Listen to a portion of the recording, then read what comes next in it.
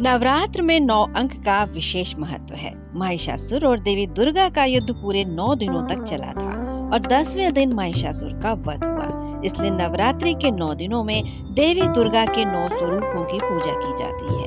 आइए पंडित आचार्य मनोहर शास्त्री से सुनते हैं नवरात्र का धार्मिक महत्व। जय माता दी। बोले जगदम्बे महारानी की जय। अहंकारी सृष्टि रूपाय अहंकारी प्रतिपालिका त्रिंकारी काम रूपण्य बीज रूपे नमोस्तुते। चामुंडा चंडघाती च अहंकारी वरदायिनी बिच्चे चा भयदा नित्यम नमस्ते मंत्र रूपिणी। प्रिय बंधुओं, श्रद्धा की धरोहर माताएं, मैं मनोहर शास्त्री राधा कृष्ण मंदिर बरखेड़ी भोपाल से माँ जगदम्बे के चरणों में प्रणाम करता हूँ और ये निवेदन करता हूँ बंधुओं, ये पहले दिन से ही आपको यह माँ की चरणों की कृपा से ये वेद पुराण जो रखे हैं इनके आधार पर आपको बताया जा रहा है। आपकी इच्छा है बाकी मेरा जो काम है ये मैंने पढ़ा है, इसलिए मैं आपको ये बता रहा हूँ। बंधुओं, ये कई जन्म का पुण्य का उदय होता है जो माँ के चरणों में जिसका अनुराग होता है, और ये जिनका भी अनुराग माँ के चरणों में है। सिद्धिदात्री के में आज 9वां दिन है और आज के दिन सिद्धिदात्री माँ का पूजन होता है। तो जो माँ से जुड़े हुए जो भक्त हैं कहते हैं बंधुओं, जैसे हजारों गाय को बछड़ा, हजारों गायों में एक बछड़ा अपनी माँ को ढूंढ लेता है, इसी प्रकार से करोड़ों भक्तों में अपने भक्त को माँ पहचान करके बुला करके अपनी पूजा में नियुक्त कर लेती है और पूजन करवा लेती है। तो बंधुओं, ये आप ये पूजन पाठ जो कर रहे हैं, ये आप इस चीज को अपने दिमाग से निकाल देना आप नहीं कर सकते हैं। ये उन्हीं की कृपा से आप ये पूजन पाठ कर रहे हो। कई जन्मों का ये रिश्ता रहता है माँ से। पूर्व जन्म में जो पूजन अधूरी छूट जाती है वो पूजन वहाँ से आगे बढ़ती है और वहाँ से आकर के वो जुड़ता है और वो माँ की सेवा में लग जाता है। ठीक है।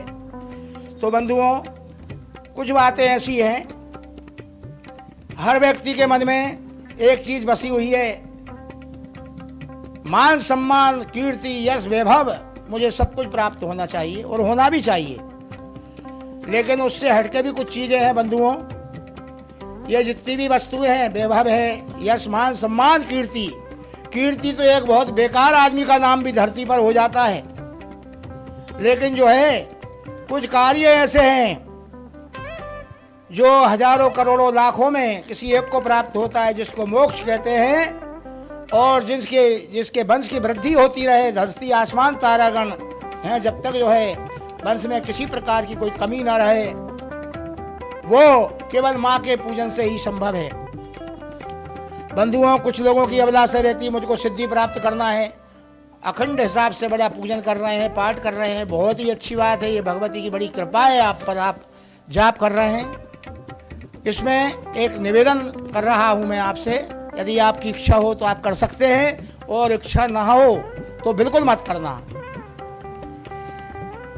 आपने इतना परिश्रम किया है, आप 1000 बात अच्छी करते हो और एक खराब बात कर दो तो वो पूरी बात खराब हो जाती है। इसी प्रकार से आपने पूरा 7-8 दिन जाप करा है, यथा समय पर किया है और बड़े भाव से किया है, या तो उसी भाव से ही आप हवन कर दीजिए कि नहीं, मैंने पंडित जी बड़ी मेहनत की है और माता जी की टाइम टू टाइम मैंने ओम ऐम ह्रीम क्लीम चामुंडा बच्चे या कोई से भी मंत्र को मैंने जो है 31,000 बार जपा है, या 1.25 लाख करा है, या 11,000 बार जपा है, या 500 बार जपा, जो भी ये मैंने पाठ करा है, तो उसी पाठ के द्वारा हवन होना चाहिए जो आपने किया है। अब आपने किसी भी विधि थोड़ी बुद्धि और विद्या प्राप्त करके आपने दुर्गा सप्तशती का पाठ कर लिया। लेकिन मेरा निवेदन है, इसमें कन्याओं का भोजन रखिएगा यथाशक्ति। 7 से 10 साल के मध्य की कन्या होना चाहिए और इनका विशेष पूजन किया जाए, उनके चरण पखारे जाएं और बड़े भाव के साथ उनको भोजन करवाया जाए। ये आखिरी की बात कह रहा हूँ। लेकिन जो आपने पूजन किया है सिद्धिदात्री का, समस्त सिद्धियाँ प्राप्त हो जाती हैं। माँ सिद्धिदात्री का पूजन करने से भय से व्यक्ति मुक्त हो जाता है और समस्त कामना सिद्धि करने वाली माँ नौ दुर्गा में ये नमा रूप है, इसलिए इनका नाम सिद्धिदात्री है। और 9वें दिन जो हम पूजन करते हैं, पाठ करते हैं, हवन करते हैं, ये 8 दिन में आपने जो किया है उसका संपूर्ण फल प्राप्त करने के लिए विधिवत तरीके से उसका हवन शांति होना चाहिए। कहते हैं एक मेहमान आपके यहाँ पर 8 रोज 10 रोज रुका और आखिरी में यदि आपने अच्छी उसकी सेवा कर दी और यदि आप हाथ जोड़ करके खड़े हो गए कि गलती अगर मेरे से कोई अपराध हुआ हो तो उसे आप क्षमा कर दीजिएगा, तो मुझे पूर्ण विश्वास है कि माँ जो है मुझे भी और आपको जरूर क्षमा करेगी। तो मेरा निवेदन है, विधिवत तरीके जैसे आप पूजन कर रहे हैं वैसे पूजन करिए। और आज के दिन माँ सिद्धिदात्री का जो पूजन होता है 9वें दिन, उस दिन किसी ब्राह्मण देवताओं को बुला करके और विधिवत तरीके से, वो जहाँ जहाँ ब्राह्मण कर रहे हैं वहाँ के लिए मैं नहीं बता रहा हूँ, क्यों कि भगवान के आशीर्वाद से धरातल पर जो ब्राह्मण है, ब्राह्मण वाक्यम जनार्दनम, जो ब्राह्मण करवा दे उसको परमात्मा स्वीकार कर लेते हैं। इसलिए ब्राह्मण का होना अति आवश्यक है। तो बाकी इच्छा आपकी है, इसको अन्यथा बिल्कुल मत लेना। ब्राह्मण इसलिए जरूरी है, जन्म से लेकर आखिरी तक ब्राह्मण के बगैर हमारा कार्य नहीं चल सकता है। इसलिए ब्राह्मण को पूजना, ब्राह्मण को मानना, क्योंकि मैं नहीं कह रहा हूँ, लिखा हुआ है। कहाँ लिखा है? हिंदी में ही लिखा है, रामायण में। भगवान ने बोला क्या कि सगुण उपासक परहित निरत नीत दृढ़ नेम, ते नर प्राण समान मम, जिनके दिव्य पद प्रेम। सगुण उपासक परहित निरत नीत दृढ़ नेम, जिनके हृदय में परोपकार निवास करता है और निरत नीति दृढ़ नेम, जो नीति के मर्मज्ञ हैं और जो विश्वास करते हैं मेरे पर, परमात्मा कहते हैं निरत नीति दृढ़ नेम, जो निरत नीति दृढ़ नेम से, नियम संयम से मेरा पूजन पाठ करता है, उससे तो मैं अथाह प्रसन्न हूँ। लेकिन और ज्यादा प्रसन्न किससे हूँ? निरत नीत दृढ़ नेम, ते नर प्राण समान मम, वो व्यक्ति मुझे प्राणों से बढ़ के प्रिय हो जाता है, जिनके दिव्य पद प्रेम, जिसका ब्राह्मण के लिए देख करके सर झुक जाता है, उसको भगवान कहते हैं कि मैं अपने प्राणों के समान प्रिय देखता हूँ। और उसको कैसे रखता हूँ, कैसा उसका ध्यान रखता हूँ? मैं तिनकी यूं करूँ रखवारी, जिमी बालक राखे महतारी। मैं अपना भक्त स्वीकार कर लेता हूँ उसको, और जहाँ भक्त मेरो पग धरे तहाँ धरूं मैं हाथ, पीछे पीछे मैं चलूं कबहू न छोड़ूं साथ। जिसका ब्राह्मणों के चरणों में अनुराग होता है, माँ भगवती भगवान उस व्यक्ति को कभी नहीं छोड़ते हैं। भूत जिसको लग जाता है वो छूट जाता है, जिसको भगवान और जगदम्बे जिसको लग जाती हैं, बंधुओं कभी छूट नहीं सकते हैं। वो चरणों से ही बंधा रहता है सदैव। तो मेरा निवेदन इसमें यह है, ब्राह्मण देवता जहाँ करवा रहे हैं वो आप उनके हिसाब से जो भी वो करवा रहे हैं वो श्रेष्ठ ही होगा। लेकिन यदि आप अपने स्तर पे कर रहे हैं तो आखिरी दिन जो है जरूर ब्राह्मण देवता को आप बुलाएं, और जिससे आपका भाव हो, जो आपसे जुड़े हों, जिनसे आप जुड़े हों, उनको बुलाइएगा। आपके गुरुजी मिल जाए तो कहना ही क्या है? तो आप उनके तो दर्शन मात्र से कल्याण होना है आपका। गुरुर ब्रह्मा गुरुर विष्णु गुरुर्देवो महेश्वरा गुरुर साक्षात पर ब्रह्म तस्मै श्री गुरुवे नमः। जहाँ गुरु आ गए वहाँ तो सभी देवी देवता बगैर प्रतीक्षा भी नहीं करते, पहले ही उपस्थित हो जाते हैं। और जहाँ गुरु से यदि आप विमुख हैं तो बुरा मत लगाना, फिर आप भूल जाना भगवान की कृपा। भगवान की कृपा सब कुछ कर सकते हो सकता है भगवान की कृपा प्राप्त नहीं कर सकते हो, क्योंकि गुरु के रूठने पर, गुरु से विरोध रखने पर धरती पर कहते हैं भगवान नारायण नाराज हो जाएं, एक ब्राह्मण के पास पहुंच जाइए, ब्राह्मण आपको मंत्र बता देगा, इस मंत्र का जाप करो नारायण प्रसन्न हो जाएंगे। ब्राह्मण नाराज हो जाए गुरु के पास चले जाइए, पूरा संसार नाराज हो जाए गुरु के पास चले जाइए, गुरु जी ने कह दिया तो भगवान को भी माफ करना पड़ेगा, सब कार्य आपके सिद्ध होंगे। और यदि गुरु कहते हैं कि गुरु यदि रूठ जाए, कुंडली में गलत घर पर बैठ जाए, या आपके जो गुरु जी हैं यदि वो आपसे असंतुष्ट है आपसे अप्रसन्न है, तो आप भूल जाइएगा, आपने बहुत समय खराब कर लिया और जीवन में ठीक नहीं किया ये आपने। तो बंधुओं, मुद्दे की बात पर आते हैं। तो बंधुओं, इसमें ब्राह्मण के द्वारा आप हवन कराना, इसमें आपसे केवल एक ही बात का कह रहा हूँ, उसका आप ध्यान रखिएगा। वो कौन सी बात है? वो ये है कि ये मैं नहीं कह रहा हूँ, ये लिखा हुआ है। आप हवन जो करते हैं सुरभे के द्वारा घी की आहुति देते हैं और मंत्र के बाद में स्वाहा बोलते हैं, वो स्वाहा के बाद आहुति देते हैं, उसका नाम है हवन आहुति। ठीक, ये अंगूठे के माध्यम से, ये 2 उंगली के माध्यम से जो है, इससे जो है श्रद्धा के सहित मौन हो करके केवल मंत्र में स्वाहा ही अपने शब्द से मुंह से निकलना चाहिए, और सीधे हो करके अहंकार से रहित हो करके, मेरे यहाँ पर इतनी दुकान है, इतने मकान है, ये है वो है, ये सब चीज छोड़ करके जब आप माँ के दरबार में जाओगे ना, तो कहते हैं कि ये सब चीज का त्याग करके संत मिलन को चालिए तज माया अभिमान, जो जो पग आगे धरूं कोटि यज्ञ समान। जब आप हवन करने के लिए बैठे या मंदिर पर कहीं हवन करने जाएं, तो मेरा निवेदन है पंचगव्य से स्नान करें।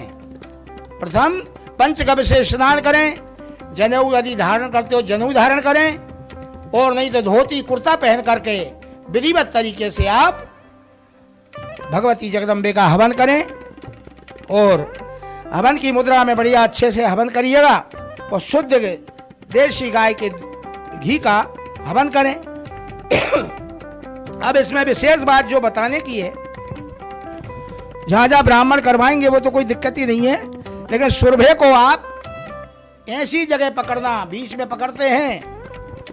वो क्यों पकड़ते हैं वहां बीच में? कि वो उस पर यदि जिजवान की नजर पड़ती है तो उससे जिजवान का ठीक नहीं रहता है, परिपूर्ण जो है उसका फल नहीं मिलता है। 6 देवताओं का उसमें निवास रहता है, जो सुरभा जिसको कहते हैं। तो बंधुओं, उसमें जो कहने वाला हूं वो बात यह है, प्रज्वलित जो अग्नि रहती है, यज्ञनारायण भगवान के जो अग्नि का जो रूप है, इनकी 7 जिह्वा है, ये लपटें जो चलती हैं, इन्हीं के द्वारा जिधर से आप बैठते हैं उधर ही उनका मुंह रहता है, और जब हवन करते हैं तो जिह्वा के द्वारा वो स्वीकार कर लेते हैं। तो प्रज्वलित अग्नि में जो हवन करते हैं उससे आपको समस्त सिद्धियां प्राप्त होंगी, जो आपकी कामना है अवश्य वो पूर्ण होगी। अब धुआं निकल रहा है तो भी आप हवन कर रहे हैं, बहुत जोर से धुआं और बढ़ गया तो भी हवन करे जा रहे हैं। ये जो है दरिद्रता को प्राप्त करता है, दरिद्रता आती है इससे। कभी भी उस व्यक्ति की दरिद्रता नहीं मिटती है जो बगैर प्रज्वलित अग्नि में यानी धुएं में हवन करता है। धुएं में हवन नहीं करना चाहिए। क्यों नहीं करना चाहिए? जिह्वा में हवन करने से समस्त सुख की प्राप्ति होती है, और केश में यानी बालों में हवन करने से दरिद्रता का वास होता है। अब ये मैं क्यों कह रहा हूं, नेत्रों में हवन करने से स्वयं का विनाश हो जाता है। तो अपना सुख चाहने वाले जिभ्या में हवन करें। ये जिभ्या किसको कहते हैं? जो लपट चलती है ऊपर, जो अग्नि प्रज्वलित हो जाती है, का जो लकड़ी होती है आम की या खाकर की, पलाश की, उसमें जो अपन हवन करते हैं और अग्नि का जो है लपटे हैं वो ऊपर आना चाहिए। इसके बाद में हवन करना चाहिए। यदि हम काष्ठ में यानी लकड़ी के ऊपर हवन कर रहे हैं, वे अग्नि के कान कहे गए हैं, यानी आप आहुति जो दे तो रहे हैं लेकिन वो यज्ञनारायण भगवान के कान में जा रही है। और यदि आप धुआं में हवन कर रहे हैं, वहां अग्नि की नासिका में वो आहुति जा रही है। जहां अग्नि कम जलती हो वहां अग्नि के नेत्र कहे गए हैं, यानी कम अग्नि जल रही है वहां भी छोड़ दिया आपने, थोड़ी थोड़ी जल रही उसके ऊपर छोड़ दिया। समझ लीजिए कि आपने यज्ञनारायण भगवान के नेत्रों में आहुति दे दी। और जहां भस्म है यानी वहां बिल्कुल अग्नि नहीं है, केवल राख ही राख है, वहां यदि आपने हवन कर दिया, समझ लेना कि भगवान के सिर के ऊपर वो हवन कर दिया आपने। इसलिए जहां अग्नि ज्वाला युक्त हो वहां अग्नि की जिभ्या कही गई है। समस्त सुखों को प्राप्त करने के लिए जो है मनुष्य को आहुति जो है प्रज्वलित अग्नि में देना चाहिए। तो बंधुओं, जिस कार्य के लिए आहुति की संख्या निर्धारित की गई हो, 108, 28 या 8 या यथाशक्ति आहुति देना चाहिए, लेकिन इसमें क्रोध से रहित होकर के, कोई को जो है क्रोध में आप डांट दिया आपने किसी को, यदि आपने डांट दिया या बुरा बोल दिया, आपका किया हुआ कर्म नष्ट हो जाएगा। इसमें इस चीज का ध्यान रखें। किसी बाल गोपाल को अपन डांटते हैं, मार देते हैं, ये नहीं होना चाहिए। और क्रोध से रहित होकर के सच्चे भाव से भगवती का पूजन करिए, जाप करिए, हवन करिए। और इसमें विशेष करके जब ब्राह्मण देवता वो उसको कर दें हवन को पूर्ण शांति, इसके बाद बढ़िया अच्छे से जो यथाशक्ति आपसे बन सके उनकी सेवा करिए, उनको प्रसन्न करिएगा। क्योंकि कहा जिनके दिव्य पद प्रेम, भगवान ने कहा है ब्राह्मण के प्रसन्न होने से मैं प्रसन्न हो जाता हूँ। और कन्याओं की अच्छे से कन्या पूजन करिए और माँ से क्षमा याचना मांगिए। जो ऐसा करता है वो भक्त जो है सदैव बढ़ता रहता है, इसमें किसी प्रकार का संदेह नहीं। और यहाँ भी आज ये राधा कृष्ण मंदिर साहू समाज बरखेड़ी भोपाल, यहाँ से मैं जो बोल रहा हूँ माँ के चरणों में, ये वो माँ भगवती सिद्धिदात्री विंध्यवासिनी है। यहाँ पर बड़े बड़े लोगों के जो है कार्य सिद्ध हुए हैं। यहाँ पर बड़े बड़े भक्त जो है जुड़े हुए हैं, छोटे भक्त भी जुड़े हुए हैं, जरा जरा बालक भी आते हैं, बड़े भी आते हैं, माता बहनें आती है, सभी की कामनाएं सिद्ध होती हैं। तो मेरा निवेदन है, ये यहाँ पर जब भी आपको समय हो, राधा कृष्ण मंदिर बरखेड़ी भोपाल, आप यहाँ पर अवश्य आएं दर्शन करने के लिए।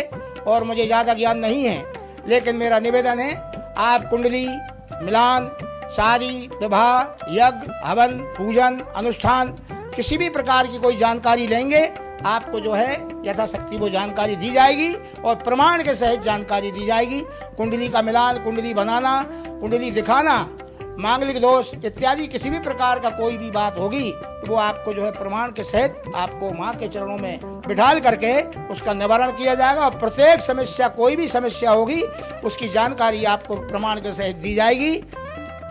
जय माँ विंध्यवासिनी।